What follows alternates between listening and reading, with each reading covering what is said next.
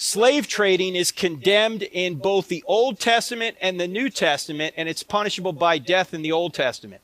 So the kind of slave trading we had in America, if we were living by biblical values, we would have executed slave traders. Is it okay to ignore things in the Bible to meet your values and social values? Like things like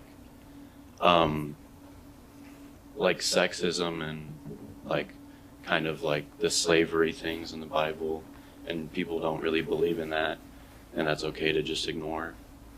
Is that okay? It depends on what you mean. Well, slavery is a question that we can take a look at, because that's an issue that comes up quite a bit, because slavery, hang on a second, that ain't right. Slavery in the Bible is an issue that comes up quite a bit. So let's just spend a minute talking about. First of all, Old Testament slavery was not race-based forced servitude like we think about slavery in the United States 150 years ago. It was a voluntary means of working off debt or keeping captives from mustering or rebellion, which is what we still do. It's called Gitmo in this country. We put captives there. So the kind of slavery that we're thinking about when we read the Bible is not the kind of slavery that was in the Old Testament. This was called indentured servitude, and it actually benefited the servant. If there's one particular place that the King James gets it exactly right, is they translate the word in the Old Testament not as slave, but servant, which is the way it should be translated. Okay. Secondly, slave trading is condemned in both the Old Testament and the New Testament, and it's punishable by death in the Old Testament. So the kind of slave trading we had in America, if we were living by biblical values, we would have executed slave traders. Okay. Okay, we were not, obviously, living by those values. The Bible in the Old and the New Testament teaches that all are made in the image of God. Slave and master are equally human, protected, and they're one in Christ. This is the teaching of the Old Testament and the New Testament.